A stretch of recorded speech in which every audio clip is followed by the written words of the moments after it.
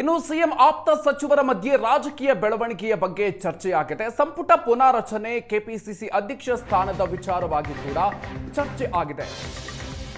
ಅಹಿಂದ ಮತಗಳನ್ನ ಒಟ್ಟುಗೂಡಿಸುವ ಕೆಲಸ ಆಗ್ತಿದೆ ಅಂತ ಸಚಿವ ಸತೀಶ್ ಜಾರಕಿಹೊಳಿ ಅವರು ಹೇಳಿಕೆಯನ್ನು ಕೊಟ್ಟಿದ್ದಾರೆ. ಸಿಎಂ ಬಳಿಕ ನಾನು ಇನ್ನೊಬ್ರು ಅಹಿಂದ ಬಾವುಟ ಹಿಡಿಬೇಕಲ್ವಾ, ಪಂಚರಾಜ್ಯ ಚುನಾವಣೆ ಫಲಿತಾಂಶದ ಬಳಿಕ ಚರ್ಚೆ ಆಗುತ್ತೆ ಅನ್ನುವಂತಹ ಮಾತನ್ನ ಜಾರಕಿಹೊಳಿ ಹೇಳಿದ್ದಾರೆ. 25 ವರ್ಷದಿಂದ ಅಹಿಂದ ಇದೆ, ವೇದಿಕೆ ನಿರ್ಮಾಣ ಆಗಬೇಕು ಅನ್ನುವಂಥ ಮಾತನ್ನು ಕೂಡ ಈ ವಿಚಾರವಾಗಿ ಹೇಳಿಕೆಯನ್ನು ಕೊಟ್ಟಿದ್ದಾರೆ.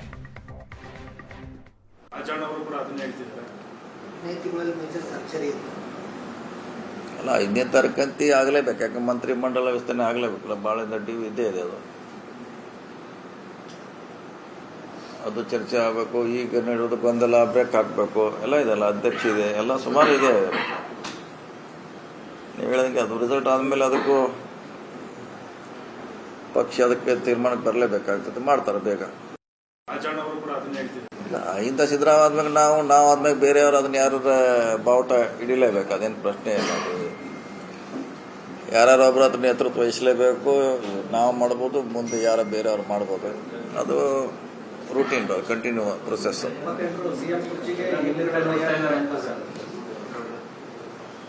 ಅದು ಎಲ್ಲ ಇತ್ತಿತ್ತಲಾಗಿ ಡೆವಲಪ್ ಆಗಿದೆ, ನಾವೇನೋ ಮಾಡಿಲ್ಲ, ನ್ಯಾಚುರಲ್ ಆಗಿದೆ. ಅದು ಐದನ ಪರವಾಗಿ ನಾವು ಮುಂಚಿಂದ ಇದಿಲ್ಲ, ಹೊಸದೇನಿಲ್ಲ. 25 ವರ್ಷದಿಂದ ಹುಬ್ಬಳ್ಳಿಯಲ್ಲಿ ಏನು ಕಾರ್ಯಕ್ರಮ ಆಯಿತು ಅಲ್ಲಿಂದ ಇಲ್ಲಿವರೆಗೆ ಅದ್ರ ಜೊತೆ ಇದೀವಿ ನಾವು.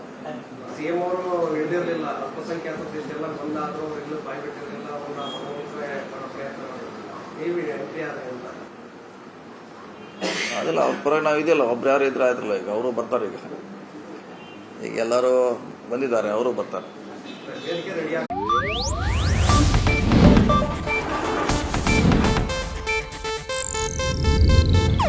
ಇದು ಏಷ್ಯಾನೆಟ್ ನ್ಯೂಸ್ ನೆಟ್ವರ್ಕ್ ಪ್ರಸ್ತುತಿ.